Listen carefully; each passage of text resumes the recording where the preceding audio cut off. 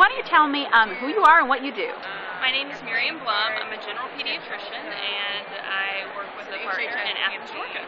Wonderful.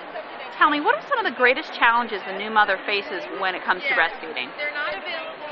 I think that one, she's tired and worn out, probably from the labor experience, and it's the whole rooming in versus the nursery issue that hospital visit can be an issue, and then just getting support from all the different people, whether it's medical, family, and just getting initiated, getting successful that first couple days.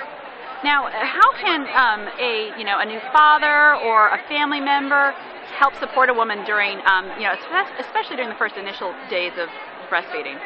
What I tell my new dads is that their role is really important, so they can take over some of the responsibilities that are not directly involved with feeding the baby. So, changing the baby, getting mom snacks when she's sitting down and nursing, bringing her water bottles, and just knowing that encouraging her, being supportive of her is really important. And beyond the hospital experience, what else can people do to help support a breastfeeding mother as she's trying to continue? Well, I think that, one, getting plugged in with the resources within your community, because a lot of times moms don't know about them, so whether it's knowing about the Leche League, having time with their pediatrician and their follow-up appointments, and then, just education so that everybody knows what we're working towards, the benefits of making this work for the baby and the mom.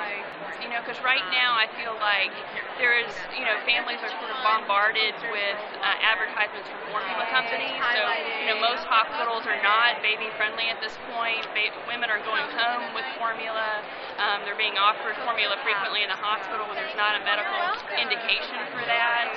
I know that the new law that's helping push, allowing moms to have pump breaks during their work day is a great step, but I don't know how many women that applies to right now and how easy that's going to be to actually implement. So I do think it takes a lot of the breastfeeding friendly sort of grassroots organizations that are already in place to get with the business community and let them know that there's a real benefit for the employer, not just the employee, to make that work, and the same thing for the hospitals.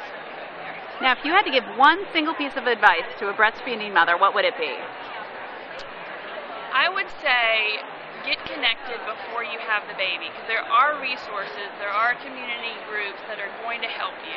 And I think that one thing we have become is very isolated as women. And that's one thing I've learned through my memberships with some of these organizations in my community, is that you need that. You need to have these other women helping you. This is a learned behavior. We learn it from seeing other people do it, from other shared experiences. And it's an interesting way to learn, but I think that it's really important to have that sort of in place before you have your baby.